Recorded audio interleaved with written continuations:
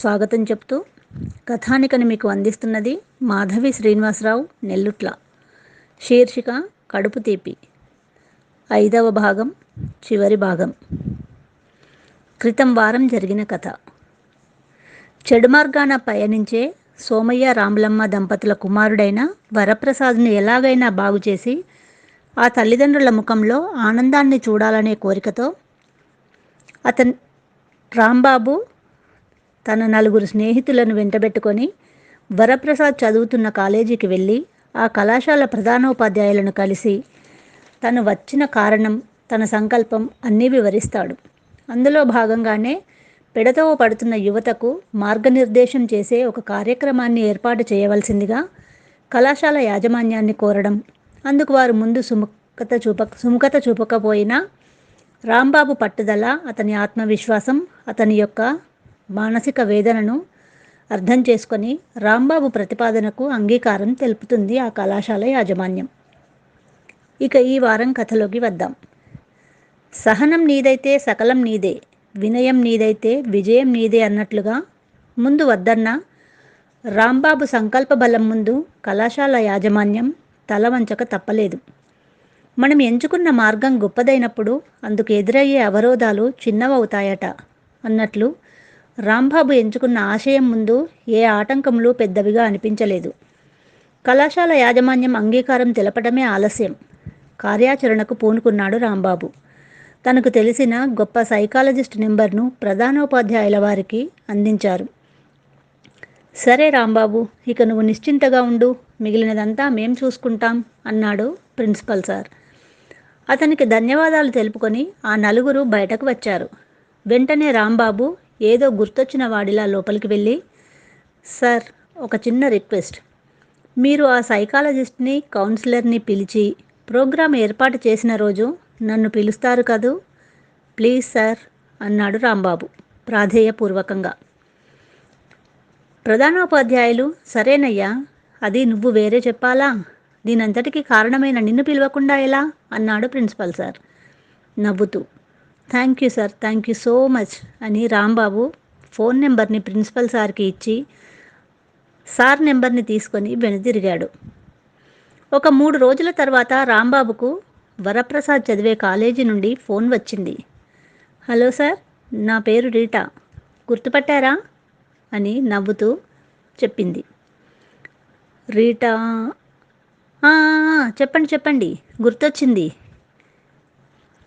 మిమ్మల్ని ప్రిన్సిపల్ గారు రమ్మన్నారు, ఒకసారి వచ్చి కలవమన్నారు. రేపు సాయంత్రం మా కాలేజీలో ఒక ప్రోగ్రాం ఉంది, దాని గురించి మీతో ఏదో డిస్కస్ చేయాలట.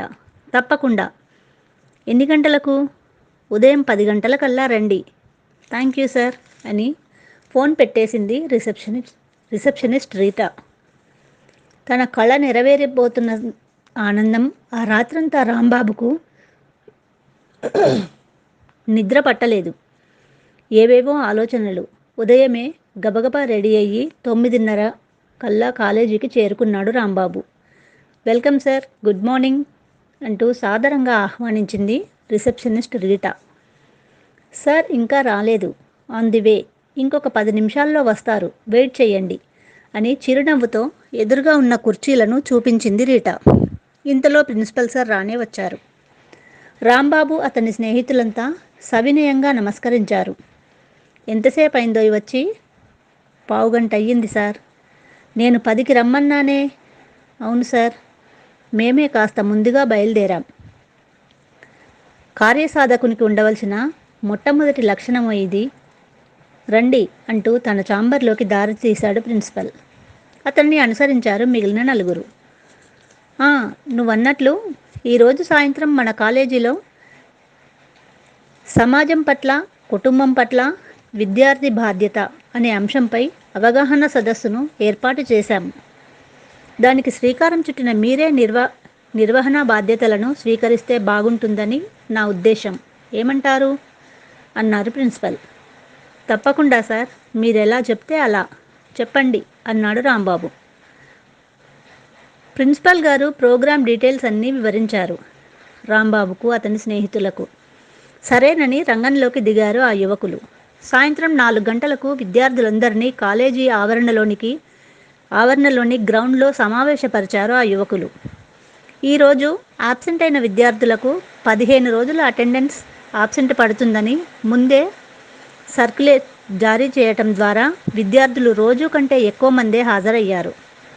అందరూ ఎదురు చూస్తుండగానే విద్యార్థుల కరతాళ ధ్వనుల మధ్య వేదికను అలంకరించారు ప్రముఖ సైకాలజిస్టు, కౌన్సిలర్ డాక్టర్ కళ్యాణ్ చక్రవర్తి గారు, ప్రముఖ సైక్రియాటిస్టు రఘునందన్ గారు. వారిని సాదరంగా ఆహ్వానించి పుష్పగుచ్ఛాలను అందించి వారి గురించి విద్యార్థులతో, ఫ్రెండ్స్, మనమందరం ఈరోజు ఇంత పెద్ద కాలేజీలో ఈ స్థాయిలో ఉన్నామంటే దానికి కారణం మన తల్లిదండ్రులు, అవునా కాదా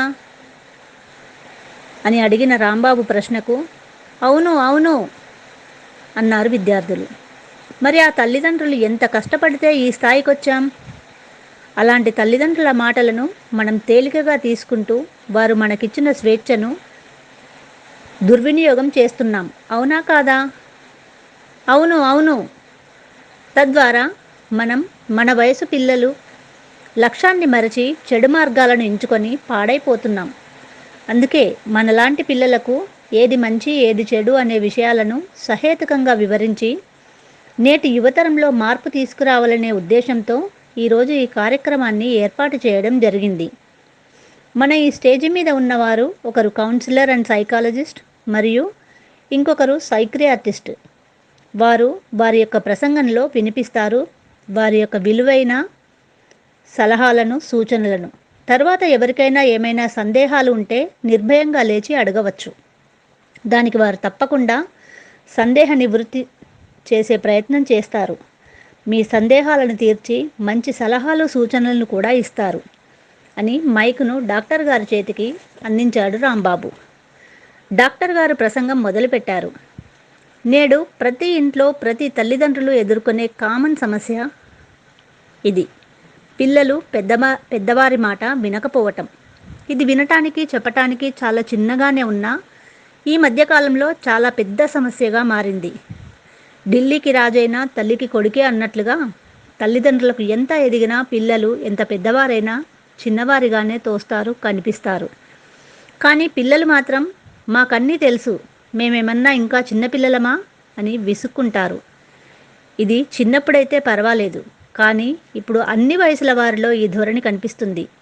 తద్వారా పిల్లలు తల్లిదండ్రుల మాట వినకపోవటం, ఇంట్లో నుండి వెళ్ళిపోవటం, ఆత్మహత్యలు చేసుకోవటం, చిన్న చిన్న వాటికే మనస్తాపం చెందటం, మత్తు పదార్థాలకు బానిసవటం, డిప్రెషన్లోకి వెళ్ళిపోవటం వంటి దుశ్చర్యలకు పాల్పడుతున్నారు. అనేక మానసిక రుగ్మతలకు లోనవుతున్నారు. ఆ తర్వాత తల్లిదండ్రుల వేదన వర్ణనాతీతం. ఎటూ పాల్పోని పరిస్థితుల్లో ఆ తల్లిదండ్రులు నలుగురిలో తలెత్తుకోలేక మానసికంగా కృంగిపోయి చివరకు అనేక జబ్బుల బారిన పడి ఆరోగ్యాలు క్షీణిస్తున్నాయి. ఇలా డాక్టర్ గారు మాట్లాడుతూనే ఉన్నారు. ఆవరణంతా నిశ్శబ్దం రాజ్యమేలుతున్నట్లుగా అందరూ కిక్కురు మనకుండా వినసాగారు. ఇక్కడ తప్పు తల్లిదండ్రులదా, పిల్లలదా అని తేల్చుకోలేని పరిస్థితి. మా చిన్నతనంలో మేము పడిన కష్టాలు మా పిల్లలు పడకూడదనే ఉద్దేశంతో పిల్లలను అపురూపంగా చూడటం, అడిగినవన్నీ అప్పోసప్పో చేసి కొనివ్వటం, వారు గంజి తాగైనా సరే పిల్లల కోరికలు తీర్చటం ఒక కోణం అయితే, విద్యార్థులు అనవసరమైన ఆడంబరాలకు పోయి తోటోడు తొడకోసుకుంటే నేను మెడకోసుకుంటాను అన్నట్లుగా ఎవరి వద్ద ఏ వస్తువు ఉంటే ఆ వస్తువు తనకు కావాలని మారం చేయడం, తల్లిదండ్రులు ఏ స్థాయిలో ఉన్నారో కూడా అర్థం చేసుకోకుండా వారి కుటుంబం ఆర్థిక స్థితిగతులను కూడా దృష్టిలోకి తీసుకోకుండా తల్లిదండ్రులను పీడించటం, వారు రక్తాన్ని చెమటగా చిందించి రెక్కలు ముక్కలు చేసుకొని తిని తినక అప్పో సప్పో చేసి పంపుతున్న డబ్బులతో జల్సాలు చేస్తూ మత్తు పదార్థాలకు అలవాటు పడి తను వచ్చిన లక్ష్యాన్ని విస్మరించి చివరికి ఆ తల్లిదండ్రులను లెక్క చేయక వారికి మనస్తాపాన్ని మిగులుస్తున్నారు. వారి వినాశనానికి వారే బాటలు వేసుకుంటున్నారు. ఇది ఎంతవరకు సమంజసం? ఒక బాధ్యత గల పౌరునిగా మీరు ఏం చేయాలి? ఒకసారి ఆలోచించండి అని ఆగారు డాక్టర్ గారు. విద్యార్థులంతా ఒకరి ముఖం ఒకరు చూసుకుంటున్నారు. ఈలోగా కౌన్సిలర్ గారు లేచి, మీలో ఎవరైనా ఏమైనా అడగాలనిపించినా, ఏదైనా సమస్య ఉన్నా, ఏదైనా సందేహం ఉన్నా నిర్భయంగా లేచి మాట్లాడండి అన్నారు. ఎవరి వద్ద నుండి జవాబు రాలేదు. మరలా అతనే, మనం రోడ్డుపై నడుస్తుంటే ఏదైనా యాక్సిడెంట్ అయ్యి ఏ కాలుకో చేతికో దెబ్బ తగిలి రక్తం కారుతున్నదనుకోండి, ఏం చేస్తాం అన్నాడు. విద్యార్థులంతా మూకుమ్మడిగా డాక్టర్ వద్దకు వెళతాం, ఆ గాయానికి మందు రాసి కట్టు కట్టించుకుంటాం అన్నారు. కరెక్ట్, అది కంటికి కనిపించే గాయం కాబట్టి దానికి కట్టు కట్టుకుంటాం. మరి అదే మన మనసులో మన మెదడులో ఒక చెడు ఆలోచన వస్తే అప్పుడేం చేయాలి అని అడిగాడు. ఎవరి వద్ద నుండి సమాధానం రాలేదు. పోనీ గాయానికి మందు వేసి కట్టకుంటే మందులు వేసుకోకుండా డాక్టర్ దగ్గరికి వెళ్ళకుండా ఉంటే ఏమవుతుంది అన్నారు ఆ డాక్టర్ గారు. గాయం పెద్దదవుతుంది, సెప్టిక్ అయ్యే ప్రమాదం ఉంది అన్నారు కొంతమంది పిల్లలు. అదేవిధంగా మన మనసు మెదడు చెడు ఆలోచనలు చెడు వ్యసనాల వైపు మళ్ళినప్పుడు వాటిలో నుండి బయటపడే ప్రయత్నం చేయాలి. పడాలని ఉన్నా పడలేని స్థితిలో ఉన్నప్పుడు పెద్దవారితో మీ సమస్యను గురించి, మీరు పడుతున్న మానసిక వేదనను గురించి చర్చించాలి. అప్పుడు వారు అనుభవజ్ఞులు కాబట్టి మీ వయసును దృష్టిలో పెట్టుకొని దానికి వారి అనుభవాన్ని జోడించి మీకు తగిన సలహాలు సూచనలను ఇస్తారు. మనిషి ఎప్పుడూ కూడా క్షణికానందాన్ని ఇచ్చే వాటి వైపు, కంటికి ఇంపైన వాటి వైపు ఎక్కువగా మొగ్గు చూపుతాడు. సులువుగా తేలికగా సొంతమయ్యే వాటి వైపు ఆకర్షితుడవుతాడు. మండుతున్న ఒక నిప్పు కణిక ఎర్రగా చాలా అందంగా విరిసిన గులాబీలా కనిపిస్తుంది. అలా అని దానిని ముట్టుకుంటే ఏమవుతుంది? బాగుంది కదా అని జోబులో వేసుకుంటే ఏమవుతుంది? కాలడం దాని నైజం, అది మనల్ని దహించి వేస్తుంది. అలాగే మనల్ని ఆకర్షించే దుర్వ్యసనాలు కూడా, ధూమపానం, మద్యపానం, మత్తు పదార్థాలు, ముందు మనం వాటిని మింగుతాం, తర్వాత అవి మనల్ని మింగేస్తాయి. ప్రతి వ్యక్తి కూడా ఎవరికి వారు కొన్ని కట్టుబాట్లను, నియమ నిబంధనలను పెట్టుకున్నట్లయితే మన మనసు మన మాట వింటుంది. అలా కాక ఎప్పుడైతే మనం మనసు మాట వినటం మొదలు పెడతామో మన పతనానికి మనమే బాటలు వేసుకున్న వారం అవుతాం. మనసుకు మెదడు బద్ధశత్రువు. మనసు చూసిందల్లా కావాలంటుందట. బుద్ధి, జ్ఞానం, విచక్షణ ఉన్న మెదడు మన పరిస్థితులను, వాటి వలన కలిగే లాభనష్టాలను తేటతెల్లం చేస్తుందట, మనల్ని వారిస్తుందట.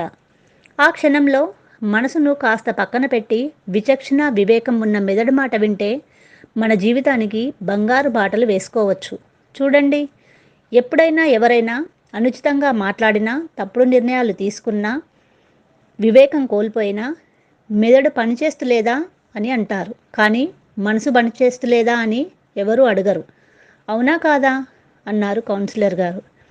విద్యార్థులంతా మౌనాన్ని ఆశ్రయించారు. మన జీవితాలు బాగుపడినా చెడిపోయినా దానికి పూర్తిగా బాధ్యులం మనమే. ఎవరి జీవితానికి వారు బంగారు బాటలు వేసుకోవాలి, ఆనందంగా జీవించాలి, మీ తల్లిదండ్రుల కళ్ళల్లో కాంతిరేఖలు నింపాలి అని ప్రసంగాన్ని ముగించారు. ఇక రాంబాబు మైకు తీసుకొని, ఫ్రెండ్స్, మీలో ఎవరైనా ఏమైనా సందేహాలు కానీ సలహాలు కానీ కావాలంటే అడగవచ్చు. మీరు ఏమైనా వ్యసనాలకు సరదాగా అలవాటు పడి మానేయాలని ఉన్నా, మానలేని వారు ఎవరైనా ఉంటే డాక్టర్ గారితో మాట్లాడితే మీ సమస్యకు సరైన సలహాలు సూచనలు ఇస్తారు అన్నాడు రాంబాబు. కొంతమంది విద్యార్థులు డాక్టర్ గారి ఫోన్ నెంబర్ అడిగి తీసుకున్నారు. అప్పటి వరకు తను చేస్తున్న తప్పని పశ్చాత్తాపంతో కుమిలిపోతున్న రాంబాబు లేచి స్టేజ్ పైకి వచ్చాడు. సార్, మీరు అనుమతిస్తే నా గురించి నేను మాట్లాడాలనుకుంటున్నాను అన్నాడు. ఓ, తప్పకుండా మాట్లాడు రాంబాబు అని మైకు అతనికి అందించాడు. తప్పకుండా మాట్లాడు వరప్రసాద్ అని మైకు అతనికి అందించాడు రాంబాబు. ఇక వరప్రసాద్ తను పుట్టి పెరిగిన తీరు, తమ తల్లిదండ్రులు తనపై పెంచుకున్న ప్రేమ, వారి అభిమానం, వారు పడుతున్న కష్టం, ఇక్కడ కాలేజీ చదువులకని వచ్చి తను చేసిన నిర్వాకం అన్నీ ఒకదాని తర్వాత ఒకటి ఏకరువు పెట్టాడు. మాట్లాడుతున్నంతసేపు అతని కళ్ళు పశ్చాత్తాపంతో వర్షిస్తూనే ఉన్నాయి. అది విన్న చాలామంది విద్యార్థుల మానసిక స్థితి అలాగే ఉంది.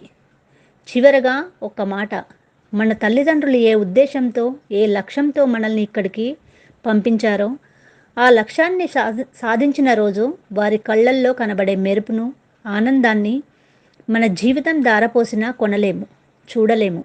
కాబట్టి అందరం లక్ష్య సాధకులమవుదాం, అందరికీ ఆదర్శంగా నిలుద్దాం అని తనలో ఈ మార్పుకు కారణమైన రాంబాబుకు వర్షిస్తున్న కళ్ళతోనే కృతజ్ఞతలు తెలుపుతూ ముగించాడు.